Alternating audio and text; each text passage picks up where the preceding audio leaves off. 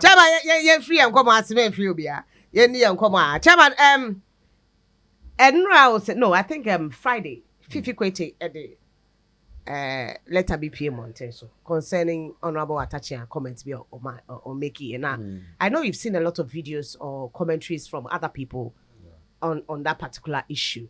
I don't know issue press statement. What was it about? Oh, it's very unfortunate. I will say, yes, he said, Ubim Pewasema or Chia or Sawasa now at Chianeto. I think, say, Yemia. Chairman, pay your microphone is going. Thank you. Yemia Penny Atta Akyea. He goofed. Baby, you're 75, you know. Na here. And to me, statement your General Secretary Diabano, it shows say we are near and sa comment no. And you know, me person make kasa hu bebre. Your General Secretary. Why I asked you was because ABS wo ayawaso. Recently the TV3 eba ayawaso. Emma John Domelo made a similar comment. Emma Nibe apologized later on. His comment was the fact that Crawford Eka V8 nti na asashe no so. And then he said nti me so me kwakase ma me nnekunu kuna mmekase. Yeah, that's what I'm saying, sir. As we are going forward and we are preaching asumdue, hate speeches, we should avoid it. We should avoid it. Now, they must show the way. They must show the way. It was all Mukasa home eti. Omukasa home tia between some baby Eddie Abba. And you know, Mesre. Yeah, sure. So what in Apostle then? Matthew Opoku Prempedian on the fact that Moku are so for me. Must say, mosque egu form. Onuna oka. Made oka sorry dan. The meeting upon is a Muslim for 2 Abamayania. Yababi boo was sorry dan. And a mosque no can sorry dan. I oka mosque first. And also a car. Say Mubu the mosque or mosque. No, Mubu so for me. Until to my end this year, Obenya Motre. And you know, none of me can say, and Toquano, Afuno, Womo. And tia cat say akikakika and a cow and our moye. Mesre say asumdua ye pe o me imoano ejina kasaso. Me oke bi kiremia politics is like that. Obi ka asem kire na ojanu mane kwa.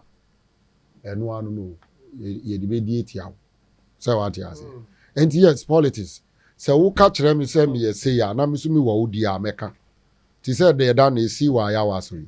John Dumelo is a nice person. Koka semunti yaubi. The oka what is in the mind of the ordinary citizen living in Ayawaso. But omu pushino. Obi we are now we bono kronfwa. Meanwhile, these people are representing a member of parliament. Uli di alasa wamba. Wamu osuma wamu no ba. No mu be twa ayampia. So mu twa ayampia in your name. Anamibwa. They are representing your interest. That push John Dumelo. Ena nakuma neye. Se nakami makuma. The oka na nakuma. No. The obe apologize ye na make say okuta akuma papa. Se bia mi makuma we ye da mi mu ya. Na nkami de mi apologize. Because waka atu from emu no. Odi oti ye no. E bia on ti mi ma apology no. Enti obefana akosi so say me ye mfumso ba bibi na ekika bibi e mani koka trade me nka the Atta Akyea aka e me moso because ehun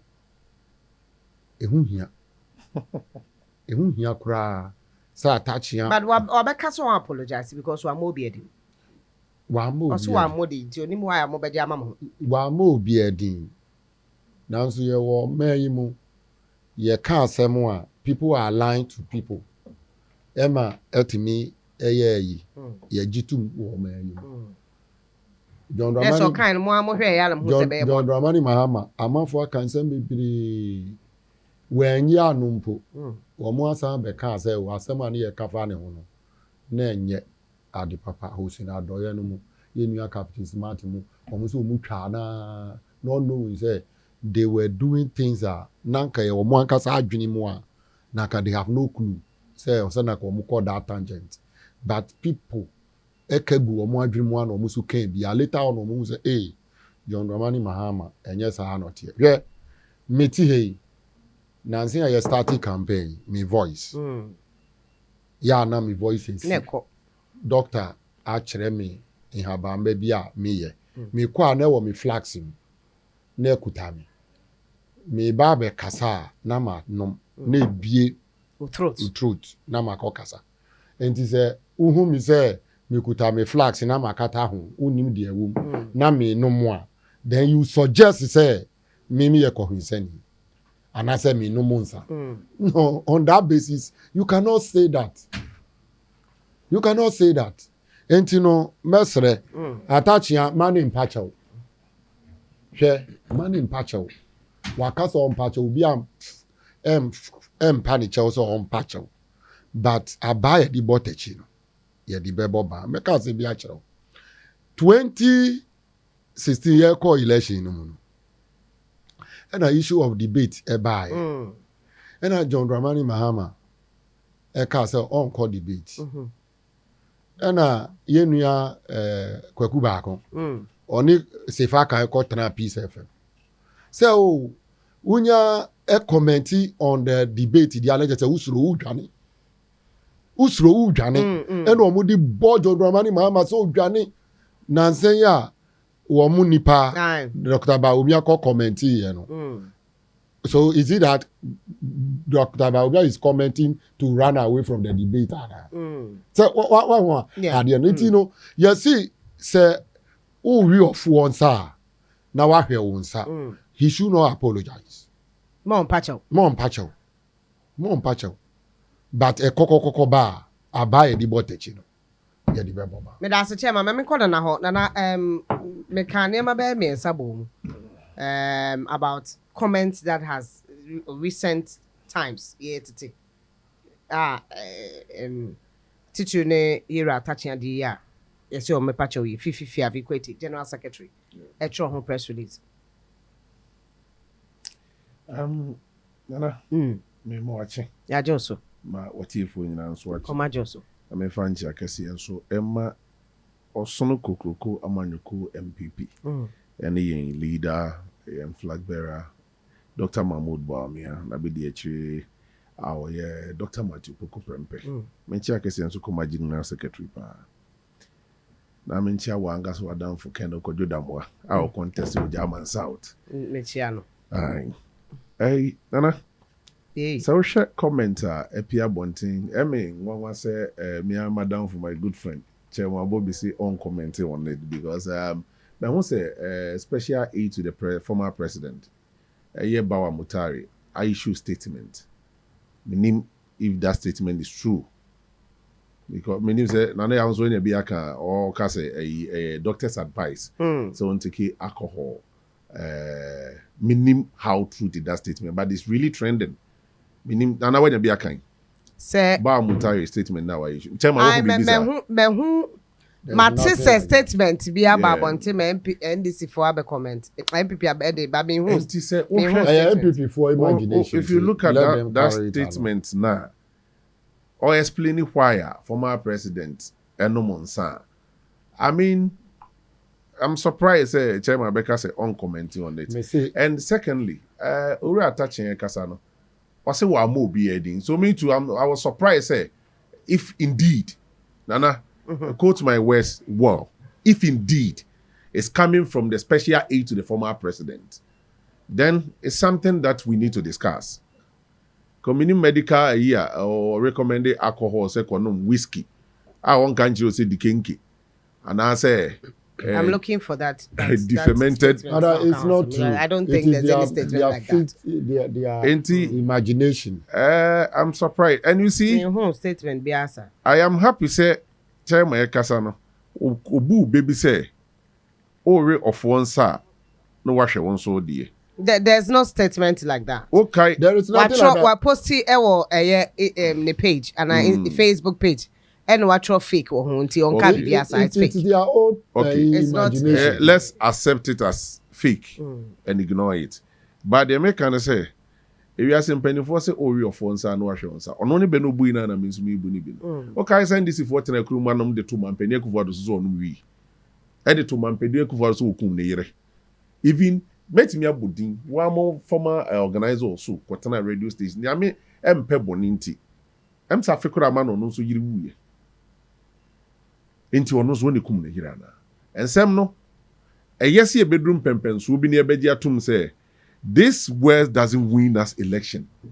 Some of these things no and convince Ghana for am I win election say will be a drunkard so when you drunkard eno ye nipa na ngasa asem ensabe me kan say me as a Christian enyo no nko a eni nipa even though say even say Nana tell you, he's not the only person who drink in Ghana. You understand? You were high court judges or monumensa. You were software monumensa. You were penny for monumensa. So even if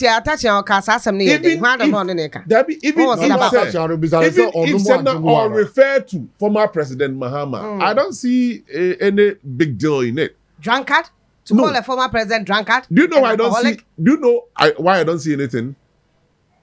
Because illegal, man. See, no they be illegal. Illegal. Say, unim say ye kaso be ye kwensani. Enya de papa. It's not positive. A drunkard? Nana yati. So what he? Na me catch you so ye kwensani. Why we be kasa me American say me mum na mabo. What you say? Idea niema no man penny that I kire so and na attach na wa buru na. No, I mean I'm just trying to explain. Maybe you can take it from that angle. Was he referring to former president? That is the point. He said he wasn't referring to former president. Now even if said the NDC for so mo ka ho asem. Say ono na no ka man penny dada or one never be a year kire so ekwinsani ana. If there's nothing like that, then there's no case. Yebu baby say yemfanto so ne manenye ho. Adam di kan ya kan sem bebre ya fa mampanieku ope mampania ya kan sem twan to ato ne so mampanieku for the one of them. And this if what dinner platform so kaso we smoker. Sa time ne the mampanieku for no ni abusua. No onye nipa. Ene obi aka bia kire mo de mo se yemfa se kan. Mai nana. Metie. Mampanieku for de ye frɛ the we smoker. Ye ka che so akum ne yire no ndo onye nipa ni moja nam ni mo. Onti pain. Sometimes the name this feels like a can faso also. Yan can wait here, I'll see a gruyede. And ya can be a famumuni paunti, momo de hammer. I don't support it. Sesebe, ye nincrophobi who fell. Banane. Politics na and a sick kind of granting if and try. And he said, yes, nra, who throw me candidate, no. And then we also look around and see what we can say. And you're close to your candidate. If you are not on your drunkard, on your number on your drunkard, or your occasional drunkard. And I would be an idea. And also, would be an idea. And there may know you are not the one you know. There may know and one I said that crowd. Nana, tell me,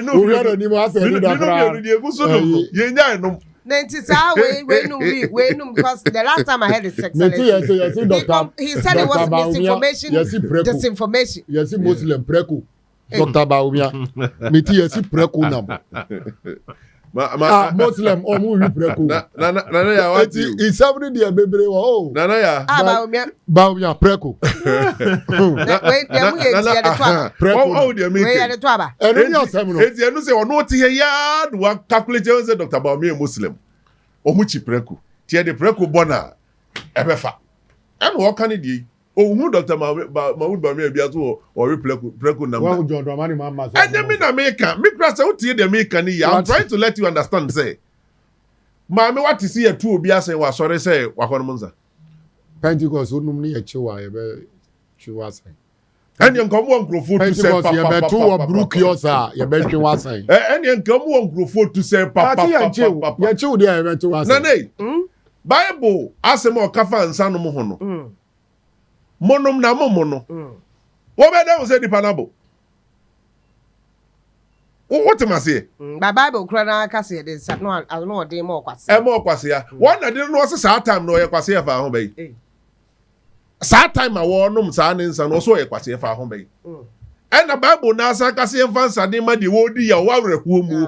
Wa werehua mu ti no nom ne nsa fa ho bai. So ensa nom no ya de a edin so betim de agina so aka ti obi so odi bone. And mind you, I'm a Christian. What I keep telling people is that Christianity is not about the account. It's about the other wabra boy. Now I bet me atena kansem bebre akondem obi aso obi a ye de boye ni. But the be an man and they condemn crofo on it. No so the same thing. So are you also a Christian? Yeah, so for now. That is the point. So who am I to judge former President John Dramani Mahama so onum sa na so onum sa? It's not my business. Ghana for ne kwa battle 2024. At the end of the month, dear why at the end of the free senior high school member, ye di ko ye ko to at the end of the teachers laptop, ye be supply. Me da se dana. Oyema, at the end of the man kwala STEM school see the robotics master o man yisebre. Dr. Mahmoud Bamia na yes ade no. Eno ni mpum tu aye kan wasa. Me da se pa na. So bi be kwa no mensa de. Ami oberi protection, oberi jega master, oberi risk, enye me business. Me da se ye kwa ba na ya bedin come about this recent exhibition yeah, EC4 yeah. NDC me who Dr. Omanibo ama the message be about mountain. EC itself was suspended Onua district director bako for transfer bia or mususu sa akoso. And that if transfer like that which was not supposed to be akoso or mususu say wa we penimu na wo ho no ade so omotwe waso nti o ma suspend ne kwaba na ye disan komo ya me basia.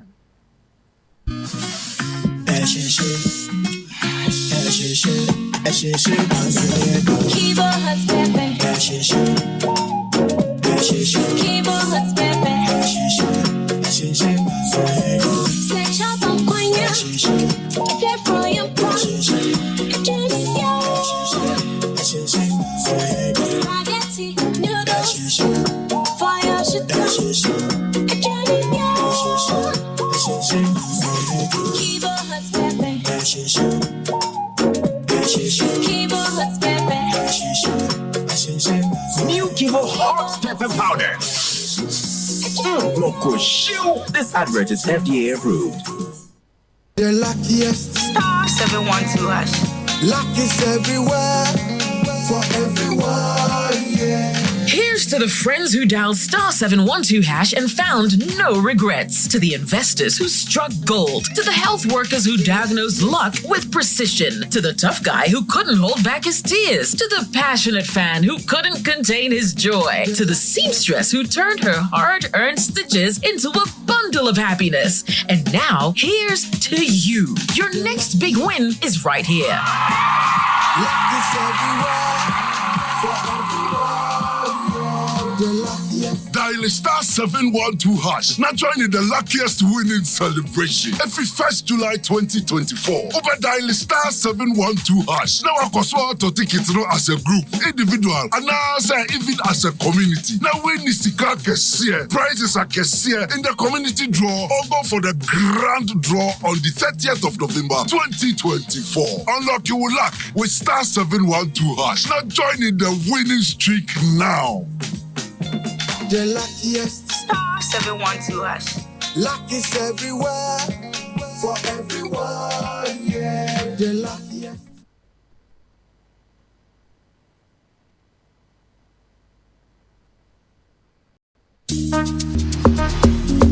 afei na wɔn ɔpa ne bɛhyɛ aseɛ wofifie ba ka wotena mu traffic a wodi so sɛ wo sɛ de wasi abrɛ ko akoma to yam di akonya tena so ka me fa adwuma enjojo akoma adwuma so no mema wo entertainment me motivate wo mema wasere me ne prominent people be have prominent conversations me kyerɛ celebrities a mo pesa mo ne mo twetwe nkomo no de hia ne sɛ obetune in ɛwɔ Onua 95.1 FM anɔpa bia from 10:30 a.m. to 12 p.m. Monday to Friday ye from Felicia say fine girls in class prefect me twede wo ho because me wo Onua ye twede mo ho pa bye bye.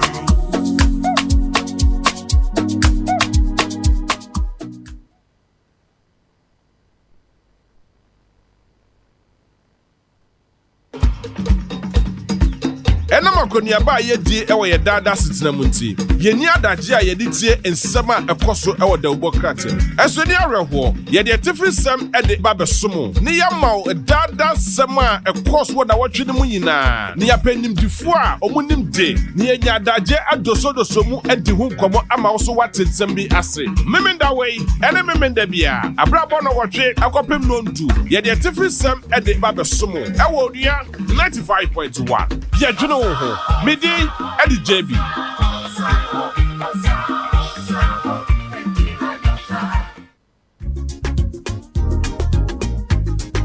Ebusia fetu afashe baso di modern inshanen so mame.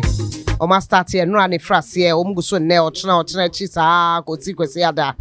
Now this time is going to be different. It's going to be awesome adan because so 240 kokoso okobi. Nye so no nko na ekobi ntia 75th anniversary. Nana anniversary and wodi. Eno nti na ama ayesro nko an ne die no ebeye different kakra nti misremo. All roads leads to Cape Coast why. Yene na nanoma hemfo teacher Onua TV, Onua FM. And yaka bomu 1st to the 7th of this month. Omodi fetu afashe ewo ogwei igwei fetu afashe. Talebe de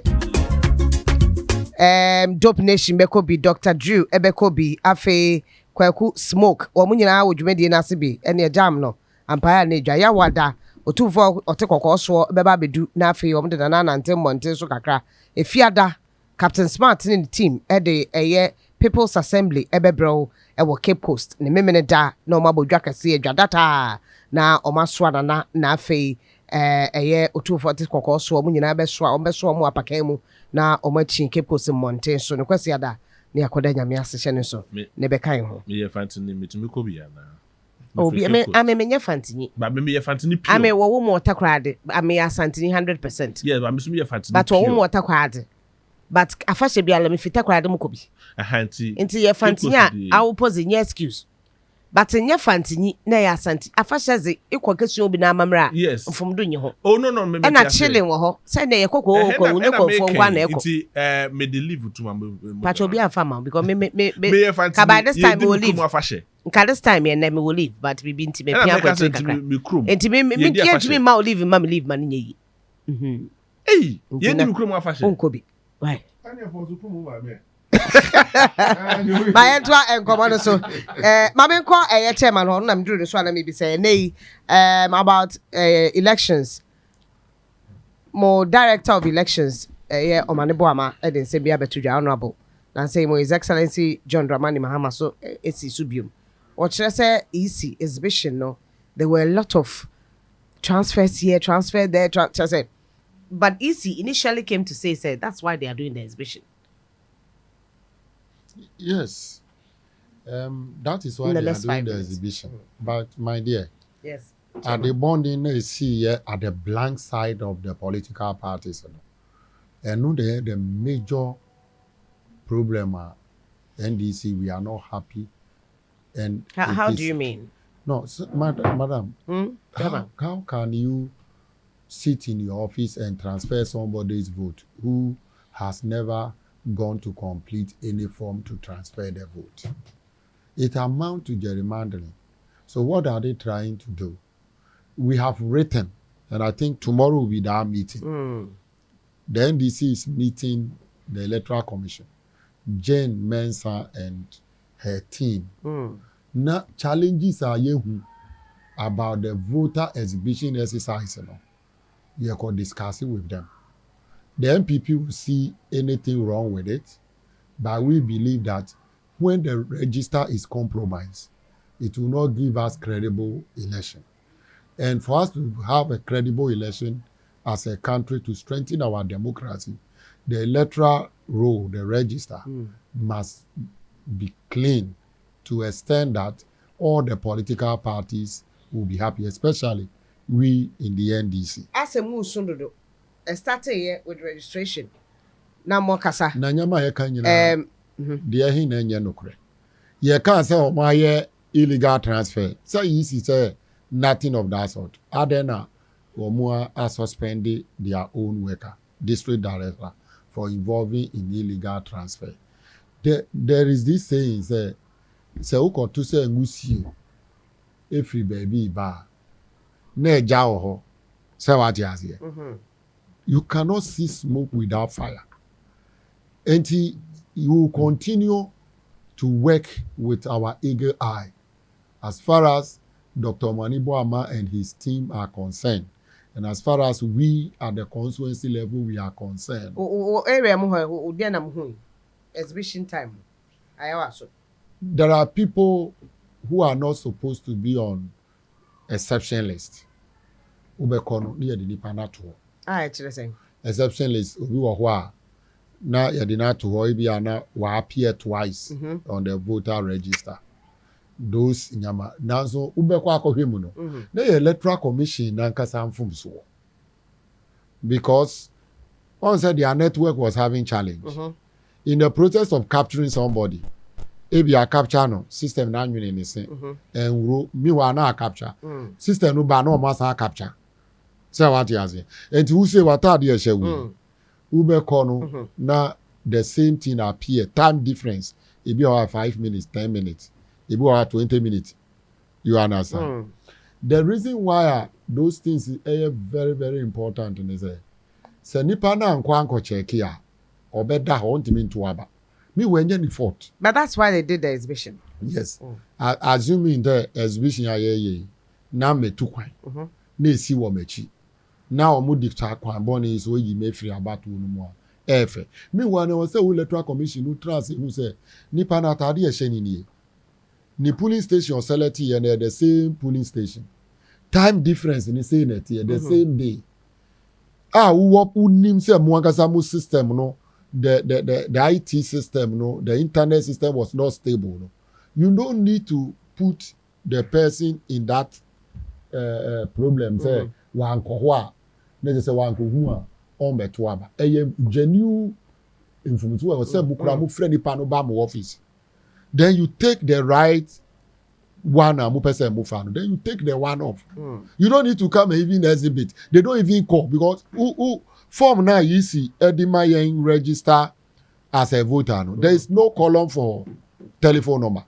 So any political parties in the insist ya mu wi a na form no on the face of it no they are true telephone number to say na be ya bibie ni a you can go for the form appropriate form and refer. These things we have encouraged it and there are telephone numbers and to who are genuine problems now you need to resolve it.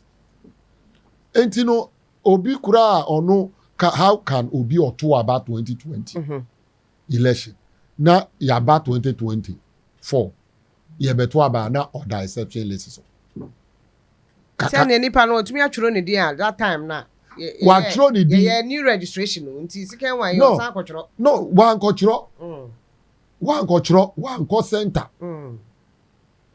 center an kwotworo yes on the when si hokura ye ba 2024 for 4 years time wa double registration. Wow.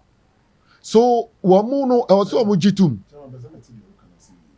me see obi oto about 2020 obi oto about 2020 onu ankasa one call center so kwa akoye new registration but ye koye exhibition no now needing one new registration. Yes, as obi are registered twice. Yes o sa so court or court ko kan asem no judge say munyi ba confirm no to na ba.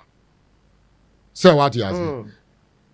Or evidence say okoto aba no on say yisi uto aba ye take o. Na make say obetimi ato aba 2020 na e bia omo ye registration for free wasan ko. Nipa say wan ko. O kire evidence say at the time they were registering this is where I am. Enti court man kwan say corner no munyi ba confirm no to na ba. A system na mu use a computer. Nipa adwini kura no sometimes it me yam from so machine running on internet internet ko form machine no timi ahoodin ba form na sentimi nya adwuma enti when we identify the problems mami enye ni kwan so say yisi di odo so be receive NDC now you provided them with better particulars if they really want to do credible election and we are players in the process. Why are you finding it difficult listening to us for us to express. They are only saying that it's exhibition, and that is what you get from exhibition. Some of these mistakes, it's now much correct. Me pa acha wo. It's yes more kasano. Me pa acha wo. Chairman. Yekoye exhibition. MPP won't raise any issue to the best of my knowledge. Enti ebisa say NDC fo nko na yete electoral process na ase you hu de boni a you hu ana. Do you understand me? MPP they have not. No, you cannot. You have to complete the forms, the appropriate forms at the center before you follow up. And genuinely, there are problems with our register and the civil society groups, the Peace Council. I almost said we should allow bygone to bygone. We should allow bygone be bygone.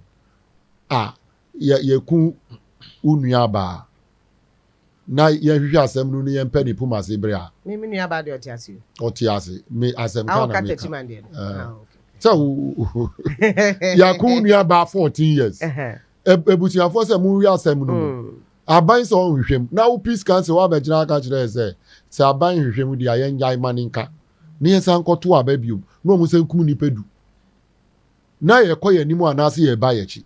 Enti ye fra Peace Council for no we have a problem with the register.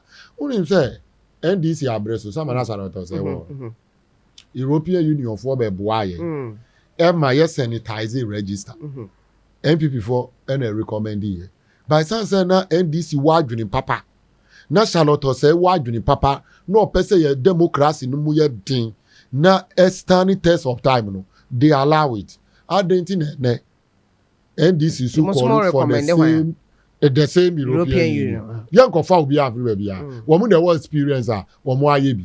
Yenny a call for them to come and do it bonnie. But I say my corner now hold that. Electoral Commission you join film. It is the one register no more. Some much and now out. Mirror feed it about the exhibition and issues Dr. Manibu Amadi Ababonti. In fact, was sending a year to all the impeding follow within the regions. This will be a immediate. Yeah. Na or more and corner or more wherever there are issues so now to be incorrect. Nana, I think say the best thing to do as director for elections for the NPP is NDC is what she have said. Be when that's all. I don't know monka say. Because no, not BBI. Okay. Challenge be auntie. Nana, ya fee ni ye. Ya transfer Crawford ye ho. Ya fee ni ye adwuma. Nti sa fee no ma hunu so mu bi o mani no mu ye adwuma no advice in Crawford so mu so bi o mani a. It's a good call. Nana, say if I should tell you this, I'm coming, I'll come there. I'll come to. Musi we bie mo ni ba mo ehwe. Na ye ni be na mo bie. Mami.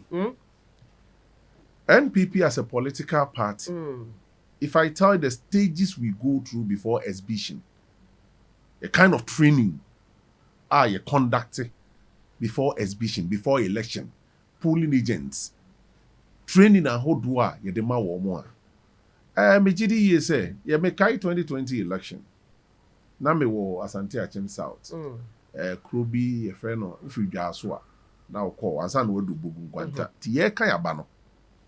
Electoral officers no mu ye nipa.